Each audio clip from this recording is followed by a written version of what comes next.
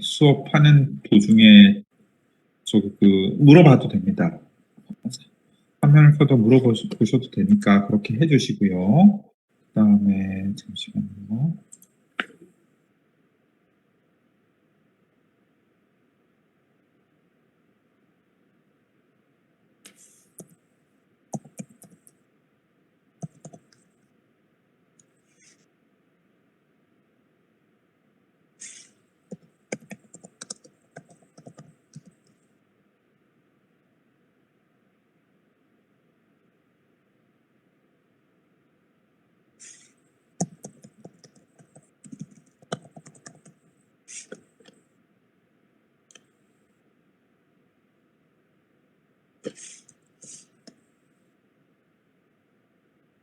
그 다음에 수업을 진행하면서 출석을 다시 한 번 더 부르겠습니다. 설문조사에다가 출석 남겨주시고요. 다음으로 가설공사로 들어가겠습니다. 자, 우리가 앞에서 지금 시공 관련된 전반적인 부분들 볼 때 공종에 대해서 봤던 것들 기억할 거예요. 공종에 대해서 봤을 때 제일 먼저 우리가 시작을 해야 되는 공사가 가설공사라고 보시면 됩니다. 지난 시간에도 지지난 시간이었죠. 우리가 그걸 봤던 게 얘기를 했었던 것 같은데 공종 부분들이 결국은 우리가 아이고 제가 좀 녹화를 안 하고 보고 있었네요. 자, 다시 녹화를 시작하겠습니다. 자, 우리가 지지난 시간에 얘기했듯이 시공 과정에 대해서 우리가 공정에서 봤었던 순서가 결국은 공사를 하는 순서고, 우리는 이번 학기 동안 건축시공 테크놀로지에서 공사하는 순서대로 이 시공 현장들이 어떻게 이루어지는지, 어떤 과정을 거쳐가는지를 보겠다라고 했습니다. 그거에 이제 계약까지가 다 된 거야. 아까까지 본 걸로 해서 입찰도 하고, 그래서 평가도 받아서, 낙찰을 받아서, 우리 회사가 됐다. 이제 그렇게 해서 계약까지 다 한 거예요. 어떤 공사를 얼마에 하자라고 계약을 하고 나면 이제 그 다음에 제일 먼저 해야 되는 게 뭐냐 하면은 가설공사예요. 물론 그 전에 현장 조사라든지 하는 것들이 있는데 그런 것들을 전부 다 이제 통칭해서 가설공사라고 하는데요. 우리가 볼 것들은 이 9가지를 이제 보게 될 겁니다. 가설공사의 정의에서부터 해서 공통가설과 직접가설의 분류, 그 다음에 가설계획을 어떻게 세우는지, 그 다음에 가설 시설물에는 어떤 것들이 있는지, 그 다음에 가설 전력 용수 비산먼지에 대해서는 우리가 어떻게 해결해야 되는지, 그 다음에 양중 장비는 이제 들어 올리는 장비에 대한 것들에 대한 좀 공부를 하게 될 거고요. 그 다음에 착공 준비에 대한 사항, 비계, 기타 등등에 대해서 가설공사에 대해서 이제부터 볼 거다라고 보시면 됩니다.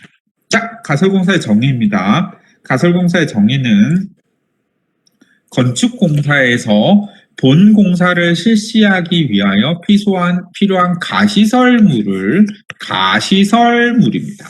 가시설물을 일시적으로 설치하여 활용하는 공사를 가설공사라고 합니다. 자, 그래서 정의로는 공사 경영 중에 임시로 설치하여 쓰는 공사용 시설, 설비, 기계, 자재 등을 설치하는 공사를 가설공사라고 하고요. 크게 봤을 때 특징은 도급금의 총 공사비 한 10% 정도를 차지합니다. 의외로 많다면은 굉장히 많은 비용입니다.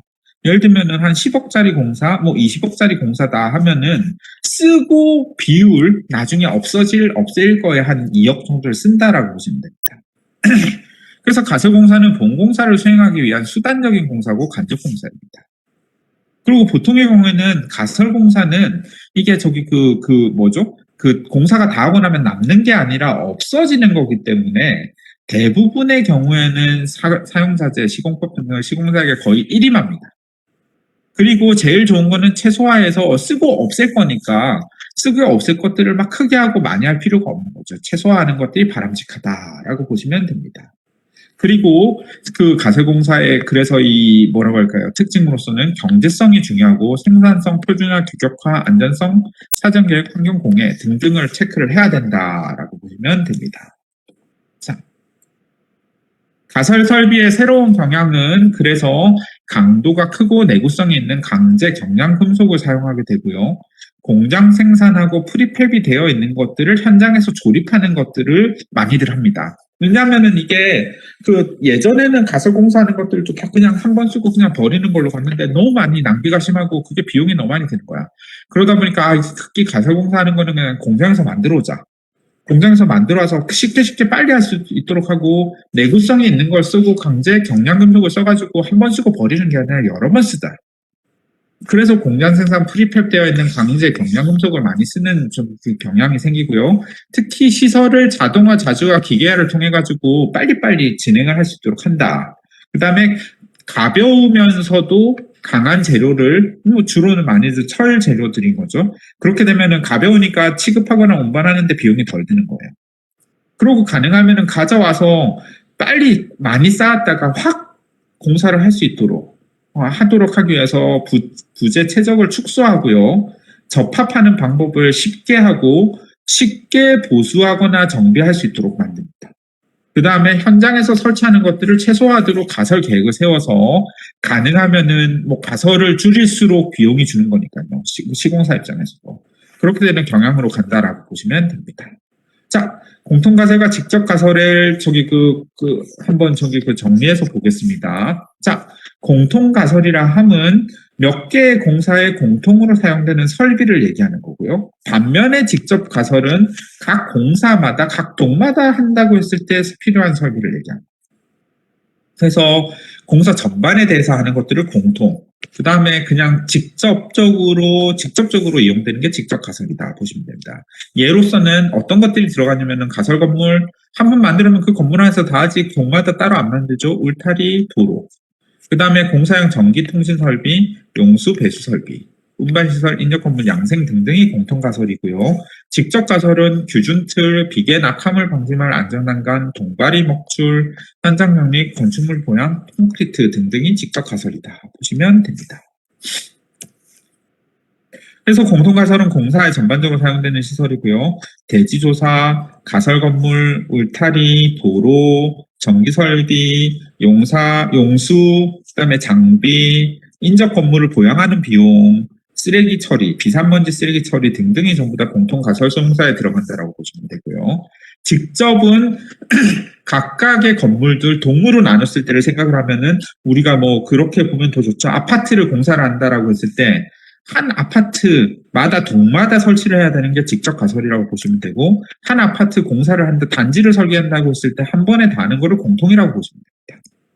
그래서 규준틀 벤치마크 이제부터 우리가 배울 텐데요. 그렇게 되는 기준점을 선정하는 것들, 그 다음에 각각의 건물에 실제로 매다는 비계, 그 다음에 안전시설, 추락방지망, 그 다음에 동바리, 그 다음에 건축물 보양하는 시설들, 그 다음에 각각의 동들을 정리하는 것들 등등이 이제 직접이라고 보시면 됩니다. 좀 더 상세하게 들어가서 이제 공통가설에 들어가는 것들을 보겠습니다. 앞에서 봤었죠. 가설 건물부터 해서 쓰레기 처리까지 쭉 들어가는데 그것들을 좀 더 상세하게 본다면은 사무실에는 사무실이 있을 거고요. 가설 울타리, 펜스 등등을 세우는 거, 그 다음에 실험실, 그 다음에 샤워장, 휴게실, 창고, 인부식당, 초소, 위험물 저장 창고, 작업장, 숙소, 그다음에 화장실 등등이 이제 가설 사무실로 들어갈 거고요. 그다음에 타워 크레인, 호이스트 등등의 양중 장비들, 아까 들어 올리는 시설들이 양중 장비라고 했죠. 요것들도 이제 뒤에서 더 상세하게 볼 거고, 그다음에 양수기, 발전기, 용접기 등등의 경장비, 그다음에 인부들이 안전모부터 해서는 휴대 가지고 다니는 것들, 안전 벨트 등등이 작업 벨트 등등이 이제 공도구에 들어갈 거고요. 가설 동력 및 용수로는 앞에서 봤었던 이것처럼 전기로는 인입하는, 그래서 전기 사용하는 시설들, 그 다음에 체크 관련해서는 출석 관련한 것들은 남겨도 이게 어쩔 수가 없습니다. 늦어서 들어왔는지 제출 버튼을 안 눌러서 안 된 건지 하는 것들은 이게 안 되니까 다음부터 좀 주의를 해주시고요. 자, 그래서 전기시설들, CCTV, 방송설비 등등이 있고요. 설비는 지하수를 쓰는지 혹은 수도를 가져오는지, 그 다음에 공사 용수를 어떻게 배관을 한다든지 하는 것들이 다 설비에 들어갑니다. 그다음에 가설 토목은 그 경계 측량, 현황 측량을 해서 이 건물에 들어가는 땅이 정확하게 맞느냐 하는 것들을 측량하는 것부터 해서 단지 내부 가설도로, 그다음에 저기 그 바퀴를 싣는 세륜 시설 등등이 이제 측량에 들어가는 거고요. 진입도로 복구 지작물 이설 안에 들어가 있는 것들을 앞에 들어오는 도로가 공사하면서 문제가 됐을 때 고친다든지, 혹은 안에 있는 뭐 지상물, 뭐라고 할까요? 예를 들면은 저기 그 어떤 것들이 지작물이라는 단어가 아마 처음일 텐데, 뭐 안에 창고가 원래 있던 것들을 없앤다든지, 아니면은 뭐 그런 것들이 있는 거죠. 전기선이 여기 밑으로 쭉 들어간다든지, 공동구가 있다든지 하는 것들을 옮겨줘야 됩니다. 뭐 하수도가, 뭐 시하수도가 도로 쪽에 없고 이쪽에다 연결되어 있는 게 있다든지, 주변에 있는 집에서 연결되어 오는 것들이 있다든지 하는 것들은 이설해야 되는 거고요. 그 다음에 가설 구대 복공판부터 해서 수방대체, 가배수로 등등이 가설 토목에 들어갑니다. 그 다음에 뭐 우리 저기 그 공사 현장에 보면 바깥에 걸려 있는 간판, 울타리에 적는 그래픽, 그 다음에 도로 점용하는 것들에다가 뭐 투시도 등등도 다 기타로 공통 가설에 들어가고요. 자, 골조 공사용 가설로서는 우리가 앞에서 이제 저기 그 봤었던 요거 부분 보시면 됩니다. 자, 먼저 먹매김을 해서 저기 그 측량을 해서 이 공사가 정확하게 이 그 설계 도면대로 그려지느냐 하는 것들을 현장에서 측량해서 딱 지켜야 되는 거예요. 그것들을 한번 쓰고 나면 건물이 들어가 나면 당연히 없어지죠. 그렇게 되는 것들이 골조 공사용 가설 공사고요. 규준 틀, 이제 뒤에서 더 제대로 배울 거예요. 비계, 그 다음에 자재를 양중하는 데크, 요게 그거라고 보시면 되는데요. 그 다음에 동바리, 지금 우리가 보고 있는 이런 동바리들, 그 다음에 비계에 대한 다리들, 이런 것들이 골조공사용 가설입니다. 그 다음에 마감공사용 가설공사는 이건 직접이라고 보시면 되는데요. 각각의 건물마다 들어가는 거니까, 예, 공통가설과 직접가설로 나눴을 때 직접가설에 들어가는 건데, 직접가설에는 먹매김, 보양, 중공청소하는 것, 수평비계, 상호제 보양 등등이 들어간다고 보시면 됩니다. 자, 이런 공통가설과 직접가설 있는 것들을 어떤 식으로 가설을 하느냐 하는 것들 세우는 게 가설 계획입니다. 가설 계획은 어떤 순서로 가느냐면 먼저 설계 도면을 봐요. 이런 건물을 지어야 되고 이렇게 된다 하는 것들을 보면서 주변 현황을 조사를 합니다. 그래서 주변 현황을 봤더니 진입로는 여기고 동선은 이렇게 가야 된다. 그 다음에 토공사를 하려고 보니까 어디에는 여의공지가 있어야 된다. 그리고 그런 것들을 비켜가지고 현장 사무실을 설치하고, 혹은 현장 사무실을 도저히 설치하기 어렵다면은 그 옆에 있는 건물에다가 임대를 하거나 이전을 하는 거든지 하는 것들을 검토를 하는 겁니다. 그 다음에 두 번째로는 주요 공법을 선정하고 공정 계획을 작성하는 겁니다. 그래서 공법별로 어떤 식으로 양중을 하느냐, 콘크리트부터 해가지고는 각각에 들어가는 어떤 시설에 들어가는 여러 가지 자재들을 어떤 식으로 들어 올려서 가느냐 하는 것들에 대한 검토를 하고, 그 다음에 그래서 공정은 얼마나 걸릴까에 대한 마일스톤 공정표를 작성합니다. 그 다음엔 가설 시설물 계획을 세웁니다. 그래서 주요 가설 시설물은 어떤 것에 있어서 이거는 어떤 식으로 된다 유형을 결정하고, 양준 장비 유형 및 대수를 검토합니다. 그러고 나서는 주요 가설물 를 배치를 해봅니다. 그래서 문은 어디로 나고, 뭐 도로가 이거에 있으니까 도로에서 주 도로가 아닌 메인 도로에서 빠져나와서 작은 도로에서 이렇게 들어가도록 한다든지, 아니면 공사 현장이 이게 너무 작아서 도저히 안 된다, 시공하는 데 있어서 이건 안 되니까 뭐 이런 데다가 크게 뭐 문을 만들어야 된다든지 하는 게이트와 울타리는 어떤 식으로 설치한다는 걸 정하고요. 그다음에 뭐 건물이 이렇게 서야 되니까 타워 크레인은 어떻게 서야 된다 하는 것들을 이렇게 정하기도 합니다. 뒤에서 이제 보게 될 거예요. 그다음에 가설부대는 어디고 야적장은 어디 두고, 그래서 동선을 어떻게 건물을 짜든지 하는 것들을 세우고, 현장 사무실은 어디에다가 만든다 하는 것들을 도면과 기준으로 해서 한번 딱 배치를 해서 만들어내는 겁니다.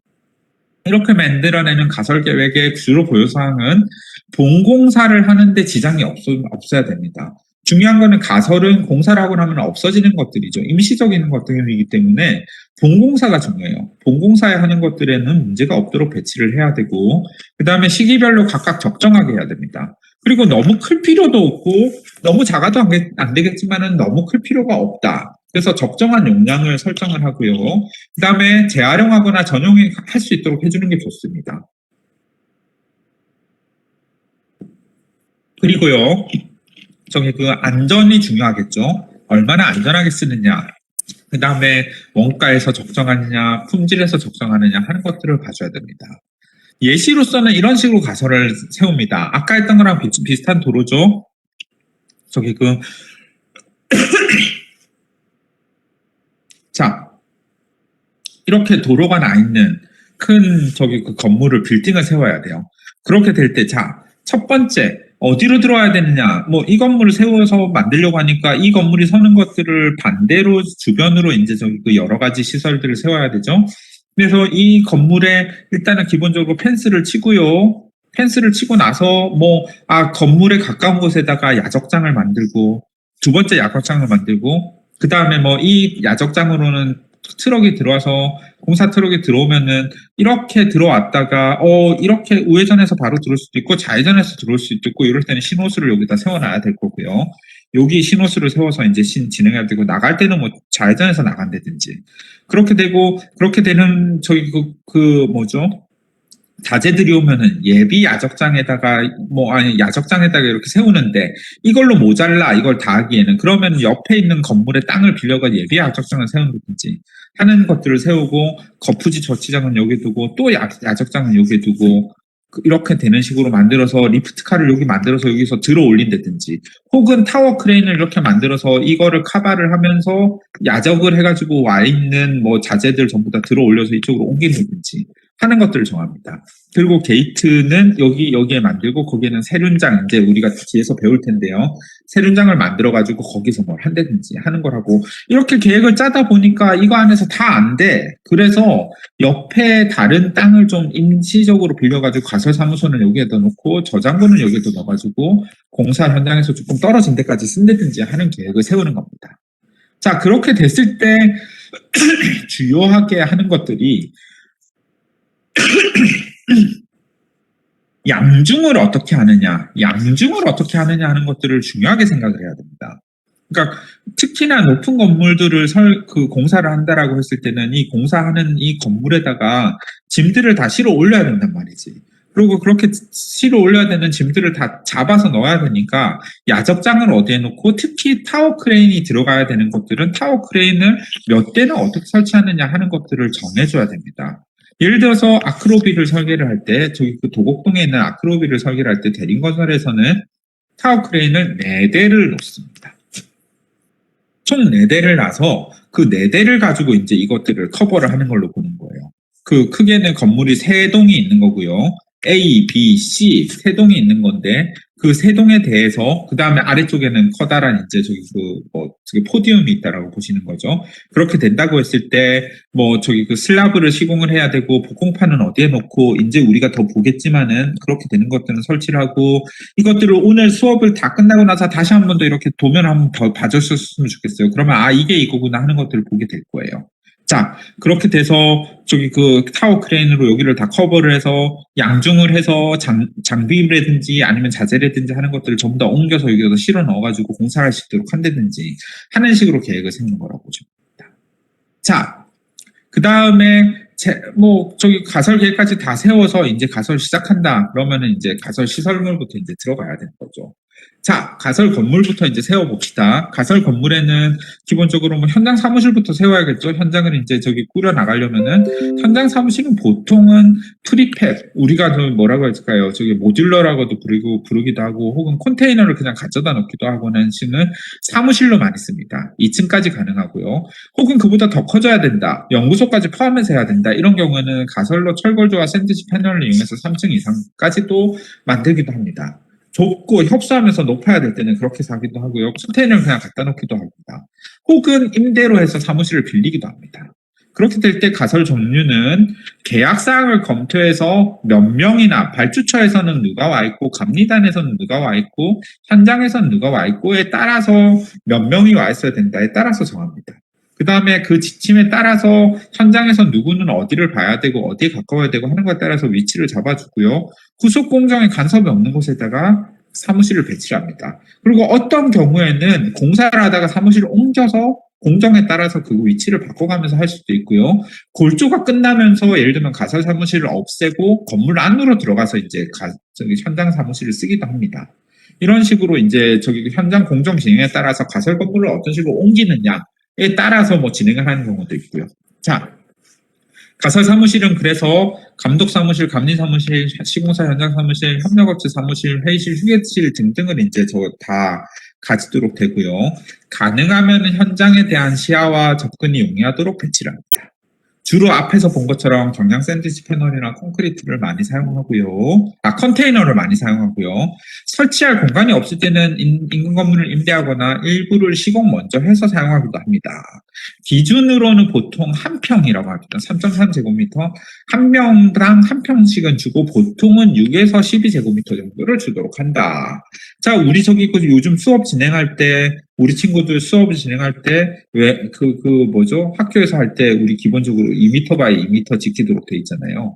인당 2m 바이 2m씩은 이렇게 저기 떨어지도록 해서 우리가 보통 그리드로 만들어서 4제곱미터를 학생별로 이렇게 주는 걸로 돼 있는데 적어도 3.3 적어도 그다음 보통 6에서 12 정도씩은 이렇게 각 사람마다 줘야지 이게 사무실로서 작용을 한다라고 보시면 되고요.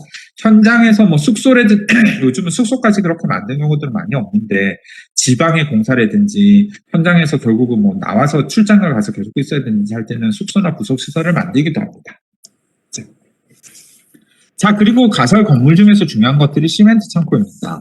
많은 경우에 저기 그 현장에서 타설을 시멘트를 해서 하는 경우들이 여전히 굉장히 많기 때문에 시멘트들에 대한 수급이 굉장히 중요하고 물론 저기 그 레미콘에서 만들어 와가지고 붓는 경우들이 많지만 골조를 할 때는 그 시멘트 창고가 필요합니다. 그래서 그 시멘트 창고는 기본적으로 시멘트가 물에 닿으면 안 되죠.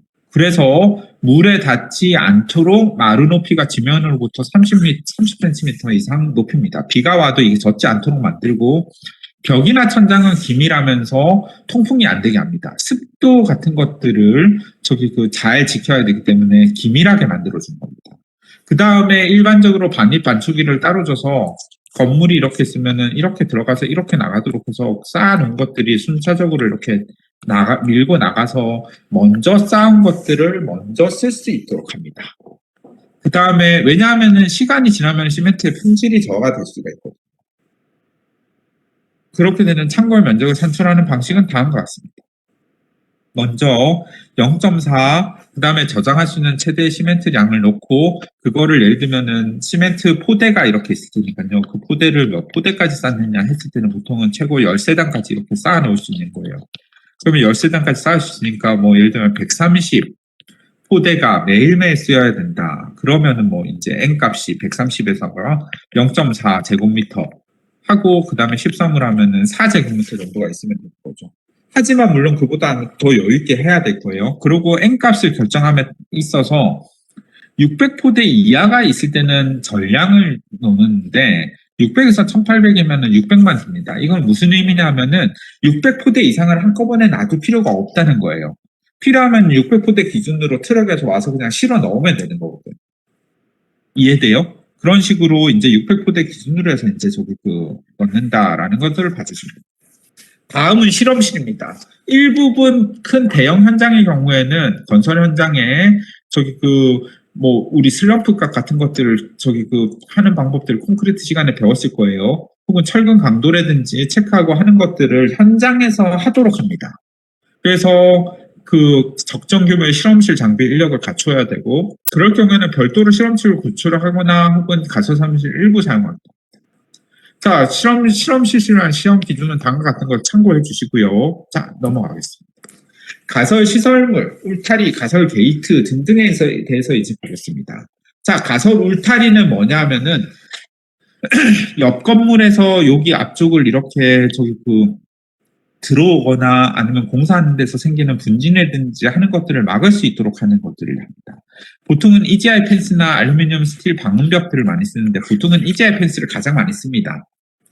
그리고 이 선정을 할 때 중요한 거는 이 현장이 어느 위치냐, 주변이 여기 보시면 이게 아마도 예전에 서초구에 있는 아크로비스타를 지을 때 했던 현장일 텐데요.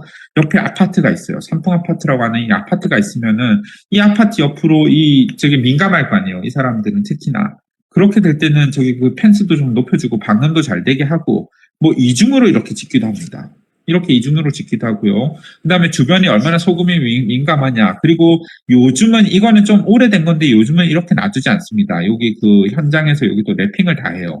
요 근처에 보시면은 새로 지금 저기 그 아파트들을 짓고 있는데 거기는 요즘 저기 각 구별로 디자인을 다 해서 랩핑이 잘 돼 있는 것들을 볼 수 있습니다.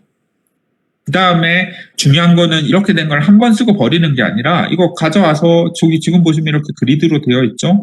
다 저기 그 분해해서 다음 현장에 그대로 가져가서 그대로 씁니다. 그런 식으로 사용하고요. 공사를 할 때 가설 울타리를 채울 때 공사 시에 유의해야 되는 사항은 대지 경계가 어디냐, 주변에 장애물은 없냐, 배수로는 확보해야 되고 그 다음에 쌓인 계획까지도 수립을 해야 됩니다. 자, 그리고 게이트는 봅시다. 네. 폴딩 타입도 있고요. 스윙 타입도 있고 요거는 보시면 지금 스윙 앤 폴딩으로 되어 있을 거예요. 슬라이딩도 있고 셔터도 있습니다. 요거는 아마 아실 거예요. 폴딩 타입은 접어서 들어가는 거, 스윙은 이렇게 열리는 거, 슬라이딩은 이렇게 미닫이 되는 거, 우리 저기 설계할 때 다 쓰는 거죠. 셔터는 위에서 내려오는 거, 같은 타입들의 가설 게이트가 있고요. 선정을 할 때는 진입하기 용이해야 되고, 가설 장비를 어떤 걸 쓰느냐, 장애물이 있느냐 없느냐, 차량이 다니기 좋으냐, 그 다음에 어떤 경우에는 각 시에서 인허가로 이렇게 하라라고 지정을 하는 경우도 있습니다. 그 다음에 크기는 출입하는 최대 차량의 크기를 고려해서 만들어야 됩니다. 자, 그래서 저기 그 가설 시설물부터 조금 더 보시면요. 앞에서 봤지만은 최근에는 EGI나 기성제 칼라 강판을 많이 쓰고 있는데요. 명확하게 저기 어디까지가 공사다라는 것들을 범위를 주고 침입을 방지하고 미관을 목적으로 하는 겁니다. 고려사항은 2m 이상 세울 때는 풍압을 고려를 해서 왜냐하면 넘어지면 큰 사고가 날 수 있죠. 그 다음에 지지하는 기둥이라든지 응력 같은 것들을 만들고 필요한 경우에는 내력을 주기 위해서 콘크리트를 타설하기도 합니다. 기본적으로 가설 울타리의 큰 틀에서는 다음과 같은 단면과 입면을 가집니다.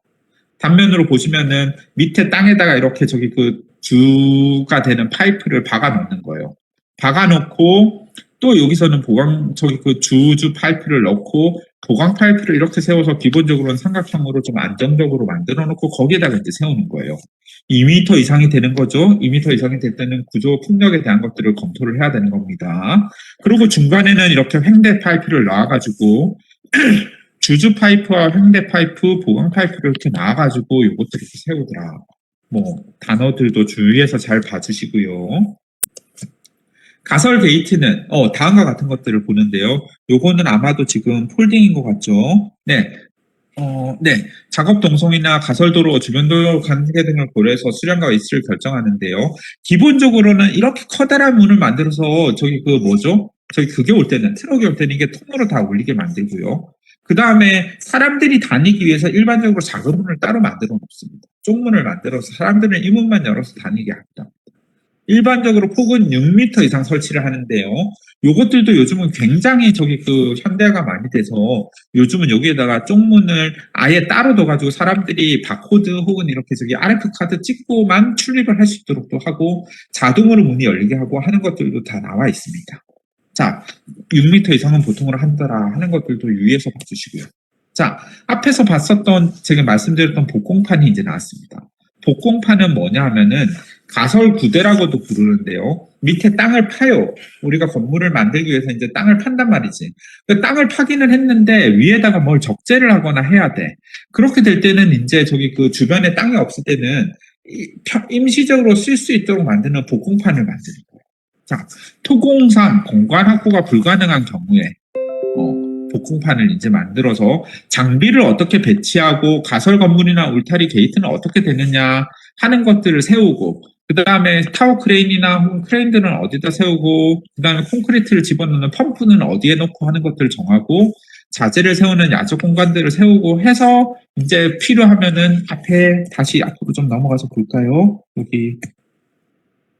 여기서 보시면 있는 것처럼 이렇게 여기 부분은 나중에 빠지겠지만은 이렇게 복공판을 이렇게 만들어서 여기는 주변으로 이렇게 복공판을 만들어서 여기다가 자재 같은 것들도 야적을 하고 필요한 공사를 할 때 쓸 수 있도록 하더라라는 것들에서 쓰는 복공판이고요. 그거는 다음과 같이 생겼다. 여기 보시면 이제 이게 복공판을 세우기 위해서 밑에다가 그 미리 기초를 저기 그 임시 기초를 만들어 가지고 그걸 세워서 이렇게 쓰는 거라고 보시면 됩니다.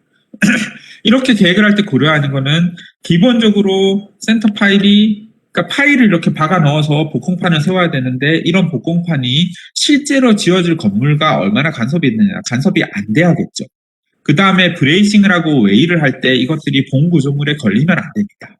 그 다음에 도로에서 진입을 할 때 단 차이도 검토를 해줘야 됩니다. 들어올 때 바로 이렇게 편하게 들어와야 되는데 그러면서도 구조 기준 레벨에서는 0.5에서 1m 정도 상부로 설치를 하도록 합니다. 그 다음에 고정 하중과 작업 하중을 고려를 해서 복공판이 받아야 되는 하중도 맞아야 되고, 왜냐하면 그 하중이 맞춰져야지 기둥이라든지 파일이 얼마나 들어갔든지 하는 것들을 정해지니까. 그리고 토공강비를 어떻게 운영하고 가설 통로가 얼마나 만들어져야 되는 파일 간격도 검토를 합니다. 설치하는 시점은 요거 같은 경우는 지금 아크로에서 만들어 놓은 것 같은데요. 텁하기를 진행하면서 텁하기를 하면서 병행을 해서 하는 경우도 있고요. 혹은 텁하기를 끝내고 기초 콘크리트를 타설해서 기초를 만들어 놓고 거기다 하는 경우도 있습니다. 기초 콘크리트까지 타설되고 났을 때는 요것들에서 쓰기가 좀 더 편하겠죠. 그리고 최근에는 복공판을 만들었다가 그 복공판이 그냥 임시적으로 쓰이는 것들을 복공판이라고 하는데, 포디움 부분이나 지하 부분을 먼저 만들어서 거기를 먼저 그렇게 설정을 해서 강도를 좀 더 많이 줘가지고 만들고 그걸 그대로 지금 복공판으로 쓰기도 합니다. 나중에 추후에 시설로 쓰이기도 합니다. 그렇게 되는 것들이 우리가 지금 보고 있는 것들이 앞에서 먼저 펜스를 치는 거에서 문을 어떻게 만들고 그 안에다가 땅을 어떻게 만들고까지 온 거예요.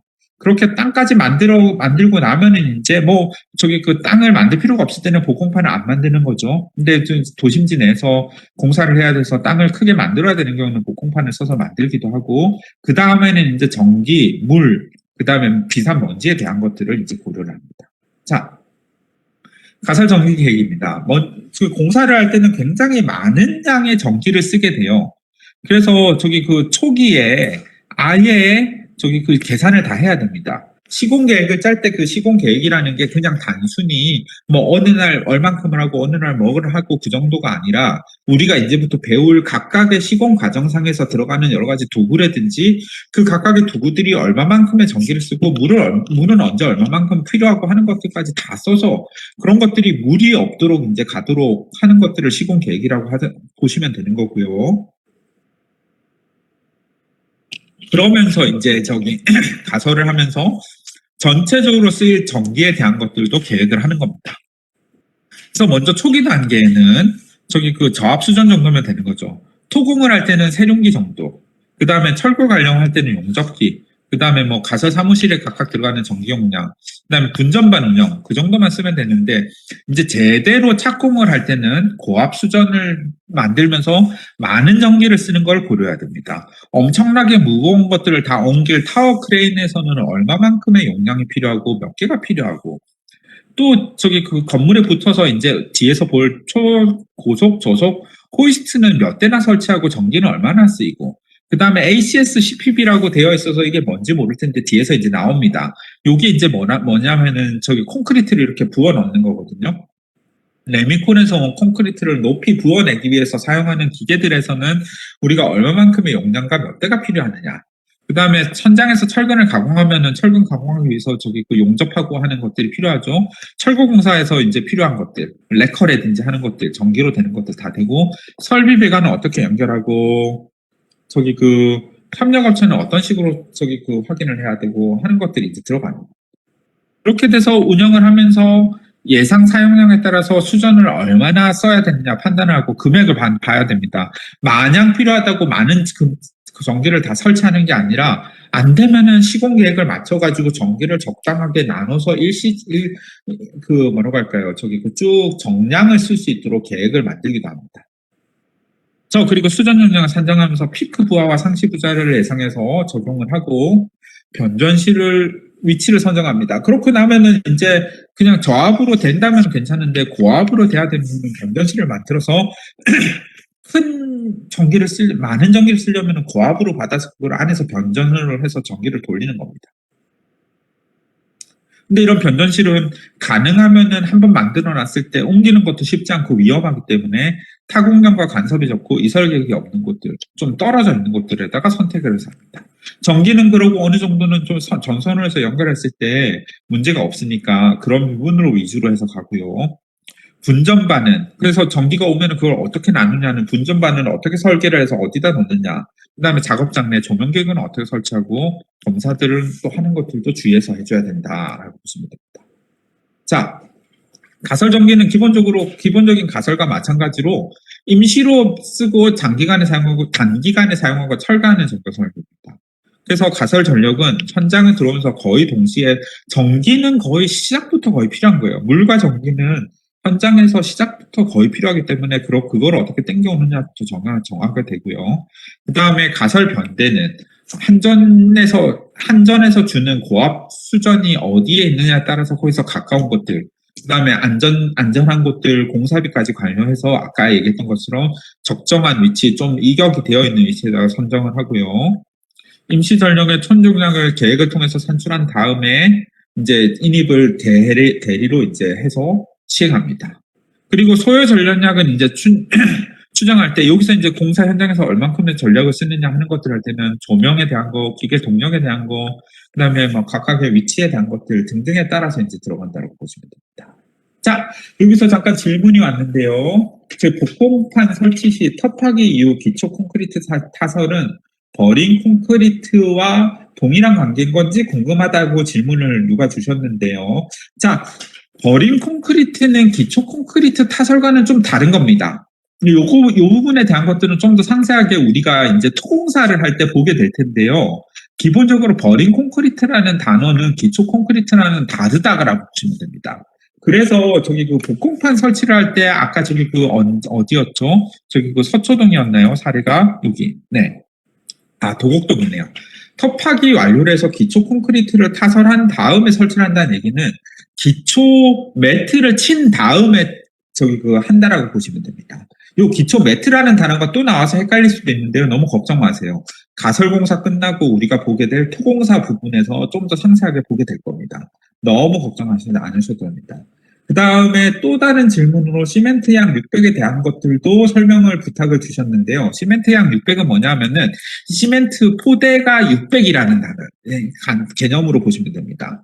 그러니까 이게 600포대라는 기준이 보통 트럭 한 대, 보통 저기 그 주문을 했을 때 오는 양이어서 600포대 기준으로는 굳이 그러니까 많이 놔두면 놔둘수록 좋겠지만은 많이 놔두려면 창고가 엄청 커져야 돼. 근데 굳이 그렇게 창고를 엄청 크게 만들어 놓고는 빡빡빡 쌓아 놓는 게 아니라 600포대 정도를 하면은 그게 한 번 공사를 돌릴 때 한 번에 그 창고에서 가져가서 공사를 돌릴 때 쓸 수 있는 맥시멈이라고 보시면 돼요. 그러니까 600포대가 나가고 나면은 600포대 기준으로 또다시 받아서 채워 넣는 식으로 하면은 창고를 줄일 수 있다. 이해되시나요? 그래서 하루에 예를 들면은 저기 그 N값이라는 게 뭐 예를 들면은 써야 되는 저기 그 시멘트 포대의 양이라고 봤을 때 1800포대가 된다고 그 1800포대를 다 넣어 놓는 게 아니라는 거예요. 그래서 1800포대 정도가 필요하다 그러면 600포대를 놔두고 600포대가 빠지면은 그 또 600포대를 채워 넣으면서 이렇게 채워 넣어서 공간을 효율적으로 쓰자는 의미고요. 근데 1800 이상으로 써야 되는 경우들이 있는 거대한 공사장일 수도 있잖아요. 그럴 때는 600 기준으로 하는 것보다는 그냥 세 번 정도로 나눠서 예를 들면은 2400포대를 쓴다 그러면 600으로 해서 4번을 하는 게 아니라 800포대를 저장할 수 있도록 창고를 만들어 놓은 거예요. 그래서 3분의 1 정도를 쓰면서 계속해서 채워 넣는 식으로 간다라고 보시면 됩니다. 네. 혹시 뭐 더 질문 있으면 제가 중간이라도 이렇게 넘어가서 다시 설명을 해드릴 수 있으니까 계속해서 저기 그 질문 남겨주세요. 자, 다시 가설전기로 넘어가서 저기 그 가설전기 계획으로 가서 그러면 소요 전력은 최대 전력량의 한 60% 우리가 지금 보시면은 전부 다 모든 이렇게 저기 그 얘기를 하는 거에서 공사 시공 계획에서는 이게 경제성이라는 것들이 중요하기 때문에 공간도 좀 효율적으로 써야 되고 전기도 맥시멈이 예를 들면 100이 필요하다고 맥시멈 100을 만들어 놓으면은 일상적으로 일상적으로 100을 다 안 쓴단 말이지. 그렇기 때문에 이게 저기 그 효율적이고 적정한 양을 만들어서 그거 기준으로 설정을 해놓는 게 중요해요. 물론 저기 그 안정적인 거는 안전한 거는 그냥 100% 혹은 그보다 더 많이 해놓는 게 좋은데 그러면 그게 전부 다 비용이라는 얘기지. 그래서 동시 사용에서는 최대 전력량의 한 60% 정도를 넣고요. 호이스트는 대당 30kW, 크레인은 50kW, 타워 크레인은 75kW 정도를 잡는다고 보시면 됩니다. 그리고 특히 양중 기계는 처음에 시작할 때 시동을 걸어서 드릉 할 때 이제 그때 저기 그 시작을 할 때 전기를 항상 이렇게 많이 쓰는 게 아니라 시작할 때 벙 많이 썼다가 이렇게 어느 정도는 이렇게 왔다가 이렇게 쭉 가는 식으로 그 흐름이 가기 때문에 요 기준을 너무 전부 다 쓰는 게 아니라 그 예를 들면 그 시동을 거는 시간대를 좀 조정을 한다든지 하는 식도 저기 확인을 합니다. 하지만은 보통 그러다가 잘못해서 각각의 우연히 막 호이스트도 크레인도 전부 다 같이 이렇게 팍 시동을 걸었단 말이지. 그러면 이제 무슨 일이 생기냐면은 갑자기 너무 많은 양을 써야 돼가지고는 전기가 나가는 경우예요. 터져가지고 변전기가 아니면 뭐 퓨즈가 나가가지고 이제 저기 전압기가 터진다든지 하면은 이제 그거를 고치는데 비용이 많이 드니까 필요한 거는 스타트 시의 전력량을 기준으로 그거를 곱하기를 해가지고 이제 저기 그 만든다라고 보시면 됩니다. 또 요거는 굳이 그렇게 저기 그 면적에 대한 부분인데 아까처럼 그렇게 한 것들 아니니까 너무 그렇게까지 신경 쓰실 필요는 없고요. 자, 요것들이 이제 그렇게 돼서 쓰는 저기 그 것들인데요. 가설 변대. 아까 앞에서 봤었던 가설로 만들어 놓은 변압을 하는 곳이고요. 그렇게 되는 곳들에는 아무나 그러니까 이게 전신주를 가설을 위해서 미리 만들어 놓는 거라고 보시면 됩니다. 그래서 이 가설 변대는 공사 끝나고 나면 이제 없어지는 거라고 보시면 되고요. 그 가설 변대 쪽으로는 아무나 공사 전기니까 위험하죠. 못 들어가게 울타리를 치기도 하고 그 다음에 저기 그 분전반을 중간중간에 설치를 해서 거기서 이제 저기 전기를 나눠가지고 가도록 하기도 합니다. 그렇게 되는 걸로 가설 전기를 계획을 세운다고 보시면 되고요. 자, 그 다음에 전기만큼 또 중요한 게 물이죠. 가설 급수 계획을 보십시다. 네. 먼저 이 물을 도대체 어떻게 쓰지? 지하수가 있으면 지하수를 쓰기도 하고 아니면 뭐 상수도를 그냥 수도를 연결해서 상수를 써야 되는 거죠. 그랬을 때 각 종류별로 최대로 얼마만큼 사용되느냐는 최대 사용량의 기준을 설정을 하고 그거에 따라서 상수도를 어떻게 쓰느냐 하는 것들을 만들고 그러면은 물을 한 방에 다 가져오지 못하니까 저수조를 설치를 해야 되고요. 저수조를 설치해서 여기에다가 이제 물을 보관을 했다가 이제 물을 가져야 되기 때문에 건축 구조물의 경우는 주로 지하 주차장들 지하 구조물을 이용을 해가지고 나중에 쓰는 것들을 쓰기도 하고요. 혹은 옥외에다가 물탱크를 만들어서 공정 간섭이 없는 곳에다가 물탱크를 임시로 만들어서 다음과 같이 임시로 만들어서 그걸 쓰기도 합니다. 그 다음에 가설 공사 용수는 고가 수조 방식이라고 해서 위에다가 만들어서 수조를 보통은 저기 그 우리가 쓰는 건물들은 보통은 수조를 다 상부에다 넣죠. 물은 기본적으로 위에서 밑으로 내려오는 성질이 있기 때문에 물탱크는 대부분 위에서 보시면은 옥상에 있어요. 옥상에 물탱크를 놔두면은 굳이 전기를 안 써도 물이 이제 가니까. 하지만 그게 안 되는 경우에는 펌프를 써가지고 물을 집어 올리는 거예요. 그래서 펌프에다 직접 만드는 경우, 부스터에다가 부스터 펌프를 붙여가지고 물을 집어 올리는 경우 등등을 정해야 되고요. 그 다음에 현장 여건에 따라서 배관이나 밸브 설치 계획을 이제 하는 것들을 잡아야 되고, 요것들이 그래서 보시면은 뭐라고 할까요? 저기 그 필요한 용수들이 지나가는 용수관들이 여기서부터 이렇게 연결이 되어서 간다라고 보시면 됩니다. 유지 관리도 중요하겠죠. 그렇게 되는 것들이 있다고 보시면 되고요. 그 다음에 가설 설비 계획을 보시면은, 자, 급수를 보시면은 공사, 방화, 식수, 위생설비, 청소 등등에 따라서 우리가 어떤 걸 쓰느냐 하는 것들이 다 조정이 됩니다. 그래서 지하수를 개발하거나 혹은 상수도를 가져서 현장에다 임입을 하는 경우들이 있고요. 위생용수는 1인당 보통 기준을 40리터 정도 봅니다. 그 다음에 공사용수는 100제곱미터당 0.15톤 정도를 쓴다라고 보시면 되고요. 공사용이나 세륜용을 쓴다라고 하는데 세륜에 대한 것들이 뭐냐면은 바퀴를 청소한다. 세차할 때 세차에다가 륜이 바퀴륜이거든요. 현장에서 트럭 같은 것들이 뭐 모래를 싣고 와서 그리고 공사 현장은 좀 더 모래바닥일 거 아니에요. 거기를 왔다 갔다가 하다가 그 바퀴채로 바깥으로 나가서 이제 나가면은 이제 우리가 그 요즘 정말 싫어하는 미세먼지, 초미세먼지 같은 것들을 만들어내는 요인이 됩니다. 그 공사 저기 그 차량에 붙어 있는 바퀴에 붙어 있는 모든 뭐라고 할까요? 그것들이 다 저기 그런 역할을 하는 거죠. 먼지로서 이렇게 날아가니까 그런 것들을 줄이도록 하기 위해서 들어온 저기 그 트럭들은 전부 다 차들은 전부 다 바퀴를 씻어서 내보내게 하는 겁니다. 그러는 세륜 시설들에 들어가는 저기 물 그런 것들을 어떻게 잡느냐 하면은 콘크리트 큐빅미터당 공사 기준으로는 100제곱미터당 0.15톤을 잡는다고 했고요. 그 다음에 보통 우리가 쓰는 콘크리트 물량이 나와요. 그러면 콘크리트 물량 큐빅미터당 1 정도의 물, 1대1 정도의 물로 쓴다라고 보시면 되고, 약산은 바닥 면적당 0.6 정도 쓴다라고 보시면 되고, 그래서 최대 소요 용수량은 총 소요하는 용수량에다가 70% 정도를 잡아주시면 됩니다. 아까 전기는 60이었고요. 그쵸? 그 다음에 용수는 70 정도를 잡는다고 보시면 됩니다. 자, 아까 좀 전에 얘기했던 비산먼지 방지 계획. 자, 비산먼지라는 게 뭐냐면은 현장에서 결국은 산출되어서 나가는 먼지들을 줄이는 것도 굉장히 중요한 목표를 해야 돼요. 그러면 우리 지금 오늘도 제가 학교 오는 길에도 보니까 미세먼지, 초미세먼지가 굉장히 높아지는데, 우리가 봄마다 괴로워하게 되는 이 미세먼지, 초미세먼지 때문에 마스크도 물론 코로나 때문에 못 벗기도 하지만은 봄에는 코로나가 없어도 마스크를 쓰고 다니는 게 이 먼지 때문이잖아요. 그것들을 줄이기 위해서 다음과 같은 방식으로 세륜을 하는 겁니다. 바퀴를 깨끗하게 씻어서 현장에서 나가도록 만드는 겁니다. 세륜 시설은 그래서 여기서 이렇게 물을 뿜어서 나오면은 바퀴가 굴러가는 것에서 씻겨지고 그 물들은 밑으로 나가도록 하는 겁니다. 그래서 세륜 시설을 설치를 하도록 되고요. 그 다음에 현장은 하루에 3회 이상씩 모래들을 주기 위해서 살주차로 이렇게 뿌려줘야 됩니다.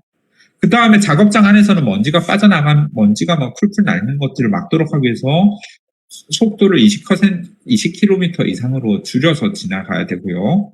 그 다음에 토사, 골재 야적시 등등에는 덮개를 꼭 써야 됩니다. 그리고 가설 울타리 상부에는 방진막을 해서 먼지가 바깥으로 안 나도록 나가야 되고요. 앞에서 3회 이상 살충한다고 했죠. 방진막을 쓰고 살수를 계속해야 되고요. 작업 보호망은 설치를 해서 먼지 같은 것들이 바깥으로 나가지 않도록, 특히 이런 먼지가 날리는 토공사 같은 것들한테는 특히나 더 조심해야 된다라고 보시면 됩니다. 그 다음은 이제 양중 장비를 보시겠습니다.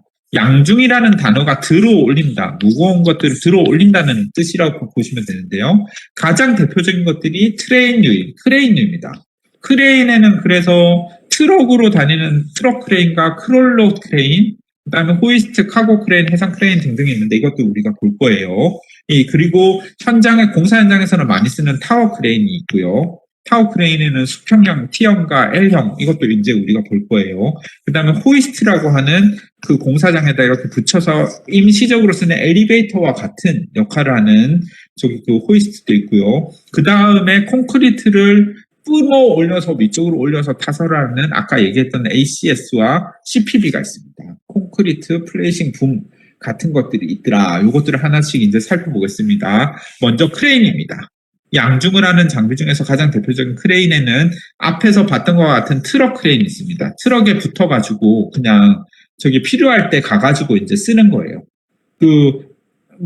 굉장히 많이 이렇게 해야 되는 공사장이 아닌 소규모 공사장의 경우에는 골조를 할 때, 혹은 뭘 할 때죠? 우리가 철골 같은 철근 같은 것들을 크게 옮겨야 될 때, 그럴 때 이제 일부분 이렇게 가져와서 쓰거나, 혹은 철골을 매달아야 될 때, 이럴 때 이제 크레인이 와서 하는 경우들이 있습니다. 그 다음에 두 번째로는 크롤러 트레인이라고 해가지고는, 요렇게 포크레인과 비슷하게 생겨 있는 크롤러식으로 되어 있는 크레인도 있고요. 혹은 코이스트로 이렇게 붙어가지고 다니는 크레인도 있습니다. 또 우리가 일반적으로는 이런 트럭 크레인도 아니고 많이 쓰는 거는 카고 트럭에다가 이렇게 붙여서 쓰는 카고 크레인이 있습니다. 이렇게 된 크레인들은 아마 제법들 더 많이 보셨을 거라고 생각을 하고요.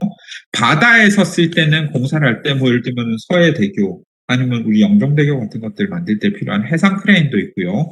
그 다음에 골리앗 크레인은 우리 보통 조선소에서 많이 쓰는데, 배를 만들 때 쓰는 이런 것들도 크레인의 중에 일종이라고 보시면 됩니다. 하지만 가장 대표적인 우리 공사 현장에서 쓰는 거는 타워 크레인입니다. 여기서 있는 것들 중에서 이렇게 되어 있는 것들이 T형 크레인이고요. 이렇게 되어 있는 것들이 L형 크레인인데, 이것들의 차이에 대해서는 이제 보실 겁니다. 크레인을 볼 때는 주의해서 우리가 봐야 되는 것들이, 크레인 계획을 할 때는 일정 하중 이상의 것들을 크레인으로 사용하려고 하다가 잘못하면 전복 사고가 나면 대형 사고로 이어집니다. 크레인이라는 것들이 무거운 것들을 매달아서 달아 올려야 되는데 이게 그것들을 다 버티지 못할 수도 있습니다. 그렇게 되는 거는 크레인 전복 사고가 나기 때문에 크레인 전복 사고가 나지 않도록 일정한 하중, 정확한 하중 같은 것들을 잘 지켜서 써야 됩니다. 그리고 그 밑에 있는 대지의 뭐라고 할까요? 저기 그 안정성도 검토를 해줘야 됩니다. 자, 타워 크레인은 먼저 배치를 할 때 그러면 가장 대표적인 뭐 저기 그 나머지 트랙캐니리인지 하는 것들은 기본적으로 크레인의 기준에서 자기가 정해져 있는 용량 하중 이상을 버티지 않도록 주의해서 써야 된다는 거랑 그다음에 저기 그 크레인들이 버텨내는 그 지지하는 것들은 땅에서 이렇게 그 힘을 받게 되는데 그 땅에 주의 힘 받는 힘 같은 것들을 잘 되는 집안이 안정적인 것들 같은 것들을 체크를 해야 된다는 것들이 주의를 해야 되는 사항이고요. 그 다음에 대형 공사 같은 것들에서 많이 쓰는 타워 크레인을 좀 더 집중해서 보겠습니다. 자, 타워 크레인은 저기 그 대형 공사에서 많이 쓰는 주요한 크레인들인데요. 대지 조건, 형태, 골조, 마감 송사, 특성 등등을 고려해서 우리가 사용을 해야 됩니다. 그래서 아까 우리가 잠깐 봤었던 기억이 나시나요? 여기 얼만큼 가야 되나 많이 가야 돼서 이렇게 살짝 넘어가는 것들이 하나 싶은데 보자. 요거에서는 보시면은 타워 크레인이 건물이 이렇게 있을 때 건물 바깥에다가 각각 설치를 했어요. 요 공사를 할 때는 보면 아마 건물 바깥에다 설치하는 게 좀 더 유리했을 거라고 보고요. 어떤 공사의 경우에는 타워 크레인을 건물 안에다가 설치하는 경우도 있습니다. 예를 들어서 저기 뭐죠? 그 롯데 슈퍼타워 우리 저기 우리나라에서 제일 높은 저 101층짜리 건물인가요? 그 롯데 슈퍼타워 같은 경우는 타워 크레인을 설치한다고 생각을 해봐요. 타워 크레인이 그 위로까지 올라가는 게 쉽지가 않거든요. 그럴 때는 골조 공사를 하면서 중간중간에 내가 타워를 매달아서 하는 경우도 있는데 요거에 대한 것들도 뒤에서 아마 보실 겁니다.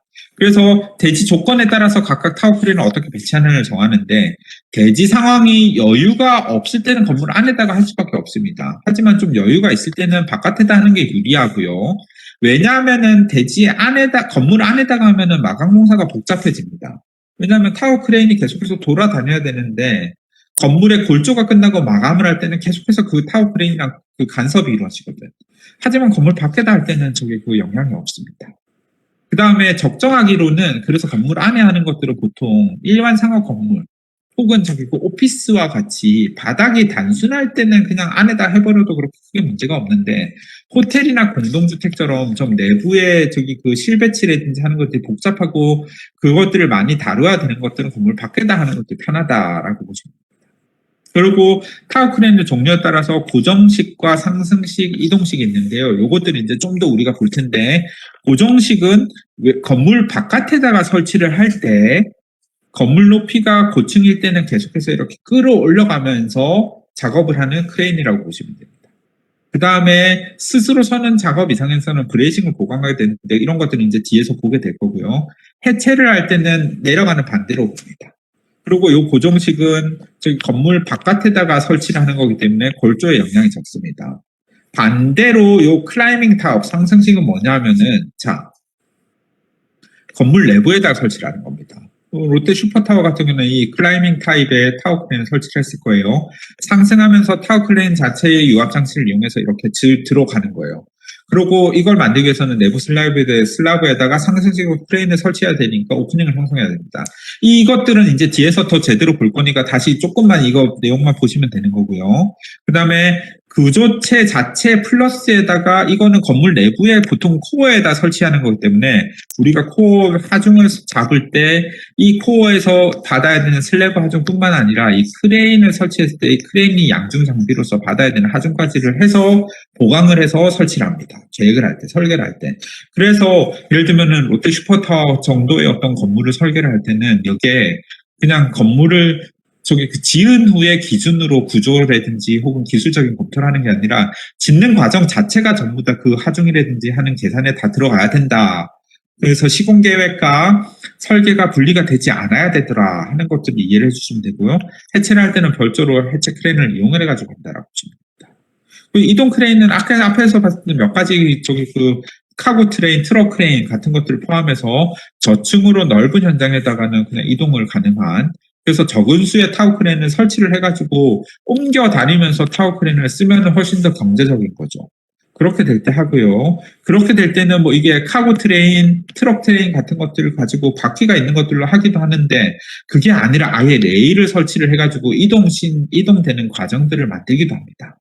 그렇게 되는 세 가지 정도라고 보시면 되고요. 자, 타워 크레인의 저기 그 부분이라든지 하는 것들을 좀 더 이렇게 용어들을 좀 더 봅시다. 자, 타워 크레인은 이거는 T형의 타입인데요. T자형 타입인데 T자형 타입에서 기본적으로 여기 부분을 타워 섹션이라고 합니다. 그리고 요 중간 부분에 여기 부분을 타워 캐빈이라고 하고요. 그 다음에 여기서 보시면은 저기 그 뭐죠? 저기 이 캐빈 속에 사람이 앉아가지고 이 타워 크레인을 조정을 하는 거라고 보시면 됩니다. 그 다음에 요게 지금 타워 헤드가 되고요. 그 다음에 요게 집 섹션입니다. 그리고 여기 요 끝에다가 이제 물건을 매달아서 다니는 트롤리라고 하는 거라고 보시면 됩니다. 그 다음에 요것들이 호이스트인데요. 이 서스펜션 로드를 잡아주는 요쪽 부분에 호이스트 어셈블리가 있고 요 끝에는 요 무게와 요그 길다란 우리 그네라고 보시면 돼요. 그네에서 그네가 아니라 그네가 시소라고 보시면 돼요. 시소에서 왔다 갔다 할 때 여기만 높으면 안 되니까 반대편에다가 무거운 걸 잡아가지고 그것들을 하도록 만들어내는 저기 그 발라스트 블랙입니다. 그리고 각각의 요 길이들을 잡아주는 카운터 집 등등이 있어서 이런 것들로 타워 크레인이 이루어진다라고 하는 것들을 봐주시면 됩니다. 자, 그 다음에 타워 크레인을 선정할 때는 다음과 같은 플로우를 통해서 우리 타워 크레인을 잡는데요. 여기 들어가는 부재들 중에서 어떤 것 제일 무겁지? 제일 무거운 거 먼저 잡아놓고요. 그 다음에 그거에 따라서 타워 크레인의 용량을 만드는 겁니다. 그러면은 무게가 뭐 우리가 현장에서 시공 계획을 짜보니까 제일 무거운 저기 그 자재는 이거다. 뭐 제일 무거운 저기 그 기계는 이걸 옮겨야 된다. 그거에 따라서 타워 크레인을 얼마 이상 잡아야 된다 하고 나면은 그 다음에 타워 크레인의 크레이너지를 그러니까 타워 크레인이 몇 개가 설치가 돼야 되느냐 하는 것들을 검토를 하고 그걸 기준으로 현장이랑 주변을 보고 나서 위치를 잡습니다. 그래서 이 타워 크레인을 몇 개를 선택하자라고 하고 나서 이제 저기 그 타워 크레인을 어떤 식으로 거기다가 박아 넣을 거냐. 아까처럼 휘어져서 넘어지거나 하는 것들이 생기면 안 되니까 하고 나서 그 계획을 잡고요. 그것과는 별개로 골조 공정이 어떻게 이루어져 이 타워 크레인이 어떻게 위치를 하게 되느냐 하는 것들을 잡습니다. 네, 이런 순서로 잡는다고 보시면 되고요. 타워 크레인은 다음과 같은 설치 절차를 걸치게 됩니다. 먼저 기초 앵커링을 하고 기초 앵커링을 하고 나서 저기 그 밑에다가 이제 저기 기초를 잡는 거죠. 양생을 한 7일에서 10일 정도 해서 어느 정도 양생이 되고 났을 때 베이직 레스트를 설치합니다. 기둥을 먼저 설치하는 거예요. 그 다음에 앞에서 봤었던 타워 크레인 헤드를 설치합니다. 그래서 헤드를 설치해서 먼저 그 헤드를 설치해서 거기다 모노레일을 부착하고요. 그 다음에 캣 헤드를 설치하고 운전실을 설치합니다. 그 다음에 반대편에 이제 지어질 카운터 집을 설치를 하고요. 카운터 집을 설치한 다음에 타이바를 조립을 해가지고 붙여넣습니다.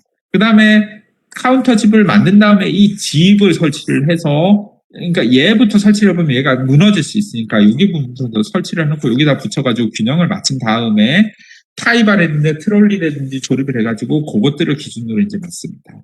그 다음에 카운터 집에다가 발라스트를 조립해서 균형을 맞춰주고요. 그 다음에 텔레스코핑을 해가지고 아래 위로 얼마나 잘 다니느냐 확인을 하면서 안전검사를 하고 나면은 그래서 이렇게 안전검사를 해서 자체적으로 받고 나면은 이제 산업안전관리공단에다가 검사 신청을 넣습니다. 그래서 이 타워 크레인 써도 좋습니다라는 걸 받고 나면은 이제 사용을 개시한다고 보시면 되고요. 그래서 설치하고 해체하는 데 있어서 이 공정을 보셨을 때 아까 봤던 이 일정들을 쭉 봤을 때 기본적으로는 그래도 한 11에서 한 2주 정도는 걸린다라고 봐주시면 좋습니다. 그리고요, 해체를 할 때는 반대의 방법으로 가신다고 보시면 됩니다. 자, 다시 한 번 더 타워 크레인 설치 순서를 그림과 함께 보겠습니다. 먼저 버린 콘크리트 한번 깔고 기초 앵커를 설치를 합니다. 버린 콘크리트 그냥 한번 밑에 버려주는 거예요. 그 다음에 기초 앵커를 설치를 하고 이렇게 이제 버린 콘크리트가 생기고 기초 앵커들을 넣고 나서 앵커를 박아주고 나서 철근을 배근을 해서 이렇게 접고 나서 이제 저기 그 설치를 하는 거예요. 그렇게 하고 나면은 마스를 만들어서 집어 올립니다. 그렇게 마스를 집어 올려가지고 각각 씹어 올리고 나서 저기 그 최종적으로는 아까 봤었던 위에 있던 헤드라든지 하는 것들을 설치하는 과정으로 간다라고 보시면 됩니다. 자, 타워 크레인은 아까 봤을 때 제가 계속해서 T자형을 가지고 얘기를 했었는데요. 종류에 따라서 지입이 되는 이 형태에 따라서 T형과 수평으로 왔다 갔다 하는 T형과 러핑집이라고 해서 요게 기본적으로는 정해져 있는 상태에서 요거의 각도를 바꿔가는 L형이 있습니다. 무슨 차이인지 아시겠죠? 얘는 기본적으로 이게 우리가 아까 했었던 여기 그 뭐죠? 저기 그 트롤리와 그 다음에 카운터 웨이트 발라스트가 이렇게 저기 그 균형을 이루면서 얘가 이렇게 왔다 갔다 하고 이게 왔다 갔다 하면서 얘가 같이 이렇게 따라다니면서 얘가 이걸 기준으로 돌아가는 거예요. 그러면서 이게 돌아가는 이 기준 안에 이 커버되는 데들을 왔다 갔다 하면서 움직이는 거고요. L형 같은 경우에는 이게 아래 위로 이걸 왔다 갔다 하면서 이게 여기 위치에서부터 이게 얼만큼 올라가냐에 따라서 요만큼 위치를 저기 그 커버를 해주는 거를 요걸 기준으로 돌아가면서 이제 커버를 해준다고 보시면 됩니다. 그렇게 집 형태에 따라서는 T형과 L형으로 나눈다고 보시면 되고요. 사용 동력별로는 전기로 하느냐 아니면 기름을 써서 쓰는 엔진식이냐 라는 게 있고 기초를 어떤 식으로 하냐에 따라서 고정을 해놓고 쓰는 고정 기초냐 아니면 아까 이동식이라고 했었던 레일식으로 레일을 따라다니면서 쓰도록 하느냐라고 보시면 됩니다. 타워 크레인의 계획 순서는 아까 봤었던 거랑 같으니까 이제 저기 어느 정도는 좀 넘어가겠습니다. 자, 그리고 타워 크레인을 소요하는 타워 크레인 몇 대가 필요하냐는 소요 대수를 산정하는 데 있어서는 자, 보통은 한 번 양중하는데 12에서 25분 정도 걸립니다. 왜냐하면은 묶는데 타워 크레인 안에다 집어넣는데 이제 3에서 5분 정도 걸리고 상승했다가 하강하는 상승하고 다시 내려가는데 4에서 10분 정도 걸리고 그다음에 그거를 받아가지고 각층에서 풀고 또 다시 설치라고 하는데 5에서 10분 정도 걸려서 12에서 15분 정도가 걸린다. 한 번 움직이기 시작하면은 그게 물건을 옮기는데 12에서 15분 정도 걸린다 하면은 각 공정별로 얼마나 많은 것들을 움직여야 되느냐. 그리고 그러기 위해서는 얼마나 많은 시간이 필요하느냐 하는 것들 양중량과 횟수에 따라서 소요 시간을 산정하는 거예요. 이해되죠? 최대 타워 크레인이 저기 그 묶을 수 있는 옮길 수 있는 최대의 하중이 있고 그거에 따라서 몇 번을 옮겨야 된다라는 게 나오고 그러면 그 횟수가 나오면은 이게 각각의 횟수별로 곱하기 12에서 15 하면은 이게 25 하면은 이게 하루에 얼만큼 옮기느냐 하는 것들이 정해지는 거죠.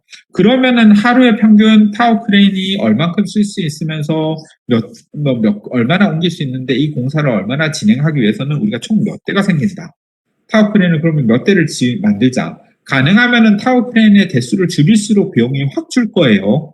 그러면은 그렇게 되는 것들에 따라서 계획을 잡으면서 잡아보는 거죠. 최종 많이 필요할 때 안 되면은 타워 크레인의 개수에 따라서 공정을 더 늘리기도 하고 나누기도 하는 거고요. 그러면서 설치 위치도 결정을 하는 겁니다. 어느 위치에 놓으면 타워 크레인이 가장 효과적으로 작용을 할 거냐.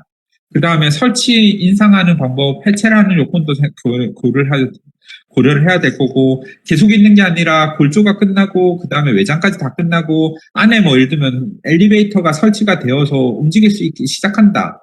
그렇게 되면 안에 있는 엘리베이터를 쓰게 되면서 타워 크레인을 안 쓰는 경우도 있거든요. 후속 공정에 따라서 타워 크레인을 뺄 수도 있고요.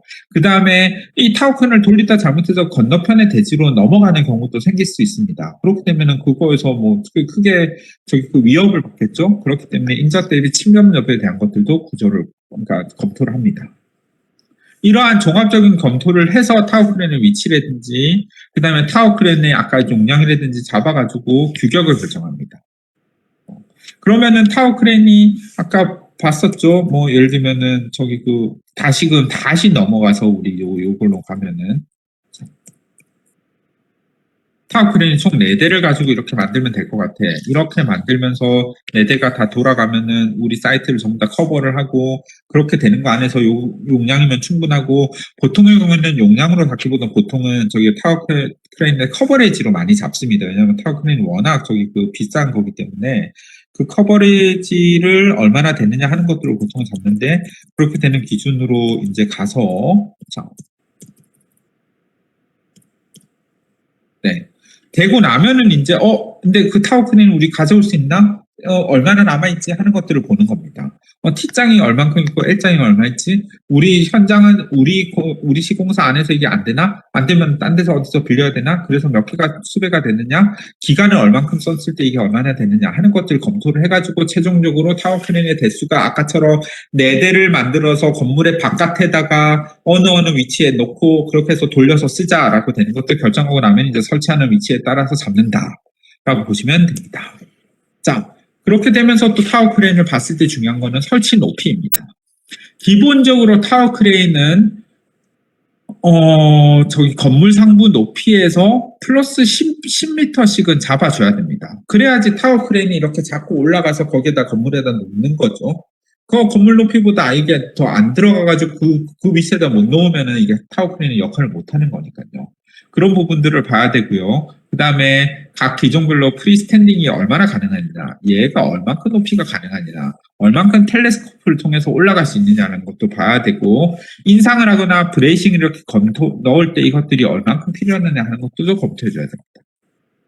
그 다음에 L형 같은 경우에는 추가로 이게 T형 같은 경우에는 아까에서 봤었던 저기 이렇게 됐을 때 이 후크에다가 트롤리를 달았을 때 이게 적어도 10m는 이제 필요하기 때문에 이 높이를 잡아주는 거고, L형은 그게 아니라 이게 아까 얘기한 것처럼 이렇게 있으면 그게 이렇게 그 순서를 바꿔가면서 이렇게 높아가면서 갈 수 있다고 했잖아요. 근데 반대로 L형에서는 이렇게 높아지면은 거리가 줄어드는 거예요.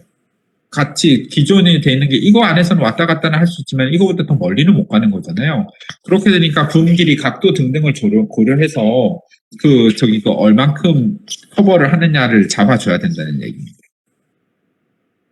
자, 그 다음에 인상 고정 방법은 다음과 같이 나뉩니다.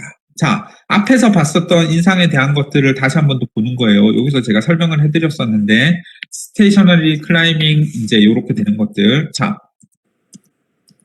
기본적으로 가장 대표적인 방법에서 편한 거는 인터널 클라이밍 타입입니다. 건물이 시공되는 속도에 맞춰서 타워 크레인을 건물에다가 채워가지고 계속해서 올라가는 거예요. 이렇게 위로. 일반적으로 철골조는 건물 철골에 의지해서 이렇게 인상을 해서 올라가는 거고요. 코어를 선행해서 만들고 그 다음에 나머지 골조들을 만드는 경우에는 코어 옹벽에다가 붙여가지고 인상을 시킬 수 있습니다. 앞에서 얘기했던 것처럼 타워 크레인을 해체하려면 해체형 타워 크레인이 필요한 경우가 있고요. 장점으로는 이거 같은 경우는 이 정도의 마스트만 있으면은 얘네들이 이렇게 올라가면서 계속해서 붙이면 되니까 그냥 쭉 가면 되는 거예요. 기본 마스터만 되고 그다음에 커튼홀 공정에 간섭을 주지 않습니다. 하지만 단점은 얘네들이 코어에 붙어서 혹은 건물의 철골에 붙어서 가야 되니까 내부 마감을 하는 데는 굉장히 이렇게 영향을 많이 줍니다. 이게 해체가 되고 나야지 이제 내부 마감이 되는 거야. 혹은 인상하거나 해체하는 비용에 따라서 비용 상승 여지가 있는 거야. 자, 그 다음에 아주 기본적인 또 타입으로는 스테이셔너리 타입이 있습니다. 타워 크레인의 기초를 여기다 고정을 한 채 타워 크레인의 마스트를 여기다가 추가로 더 붙이고 붙이면서 타워 크레인을 끌어올리는 방식입니다. 그래서 우리가 뭐라고 하죠? 잔망각 망원경이라고 하죠. 망원경이 이렇게 있다가 이렇게 늘어나고 늘어나면서 더 먼 데를 보도록 만들잖아요. 사람이 이렇게 보면서. 그렇게 되는 텔레스코핑 방식으로 인상이 되어가는 거를 스테이셔너리 타입의 타워 크레인이라고 보시면 됩니다. 해체 시에는 역으로 이제 스테이셔너리를 이렇게 역으로 이렇게 줄여가면서 여기서부터 이제 줄여가는 거죠. 줄여가면서 하강하고 해체를 한다고 보시면 되는데, 장점으로는 인상하고 해체가는 작업들이 아까 앞에서 봤었던 인터널 클라이밍 방법보다 훨씬 더 편한데, 단점으로는 추가적으로 마스트를 계속해서 이렇게 써야 되니까 이 비용이 필요하고요. 그 다음에 바깥에다가 붙어서 움직이기 때문에 커튼홀 공정과 간섭이 된다라고 보시면 됩니다. 자, 그 다음은 타워 크레인을 우리가 기초를 어떻게 잡느냐 할 때는 보통 마스트를 집어넣을 때 바깥쪽으로는 각 고유별로 얼만큼의 하중을 잡아줘야 되고 얼만큼 기초가 있어야 되고 하는 것들은 다 시방으로 적혀 있습니다. 그러면은 그렇게 되는 것들을 맞춰서 해줘야 되고요.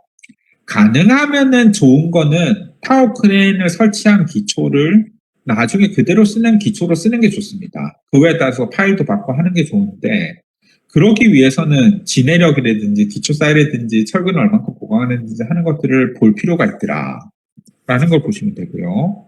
그 다음에 타워 크레인은 그래서 우리가 보통 설치 계획을 어느 시점에 설치를 하느냐, 그 다음에 그렇게 된다고 했을 때 얼만큼 필요하느냐 하는 것들을 정해야 됩니다. 그래서 설치 시점을 타워 크레인을 기초를 겸용할 때는 기초를 치면서 할 수도 있고요. 별도 기초를 사용할 때는 이제 따로 이제 설치해야 되는 시점을 따로 봐야 됩니다. 그 다음에 토공사를 하면서 경사로를 언제 철거하느냐 하는 시점 등등을 검토해야 된다라고 봐주시면 됩니다. 그리고 설치 시 작업 순서의 일수는 대충 제가 아까 보름이라고 얘기했는데요. 16에서 19일 정도가 걸린다고 보시면 되고요.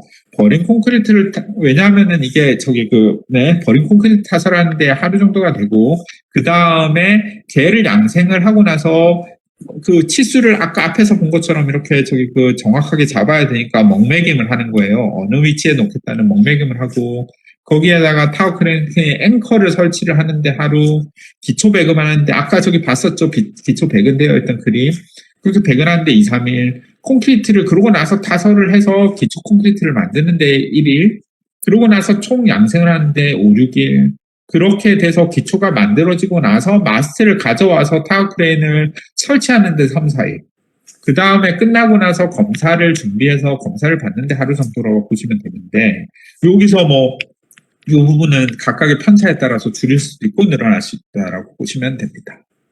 그리고 이렇게 계획을 할 때 주의해야 되는 거는 얼만큼의 용량이고 어느 위치에 따라서 어디에 진입도가 있느냐 하는 것들과 그 다음에 타워 크레인의 부재를 하적하고 야적하는 장소도 필요합니다. 하역해서 가져와서 야적을 했다가 이제 다시 부재를 붙여야 될 테니까요. 그 다음에 아까 봤었던 스테이셔너리 타입의 경우에는 커튼널 공정, 그 다음에 인터널 클레이밍 같은 거는 내부 마감 공정과 어떻게 간섭이 되느냐, 그래서 어떻게 그걸 최소화하느냐 하는 것들도 봐줘야 되고요. 그 다음에 타워 크레인 인상하고 해체할 때 방향도 확인해야 됩니다. 잘못하면 내려올 때 방향 잘못 잡아서 내려오면 다시 이제 돌려야 되는 경우가 생기고 그러면 다시 타워 크레인 켜야 되고 하는 경우가 생길 수 있다라고 봐주면 되고요. 자, 인상에 대한 세부 계획에 대한 것들은 이렇게 되어 있는데요. 이 부분에 대한 것들은 너무 상세하게 들어가는 것들은 제가 조금 줄이겠습니다. 자,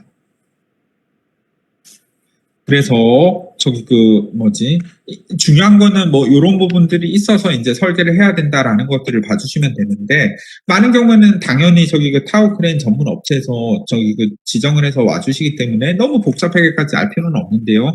중요한 거는 그래서 우리가 인상을 소용하는 데 있어서는 이 정도 시간이 들더라. 그리고 기종별로 프리스탠딩 높이에 따라서 인상을 몇 번 해야 되느냐 하는 것들이 결정되더라. 그래서 인상되는 데 필요한 소요 일수만큼은 그와 관련된 공정을 못하니까 이제 계획을 잡을 때 그런 것들을 중요하게 잡더라. 라고 보시면 되고요. 그 다음에 해체 계획은 이제 해체 시점은 우리가 기본적으로 타워 크레인이 그래서 다 쓰고 나면은 없애야 될 거 아니에요.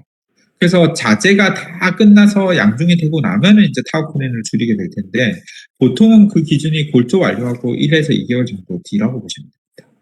그리고 스테이셔너리 타워 타입은 커튼을 고려해서 해야 되고요.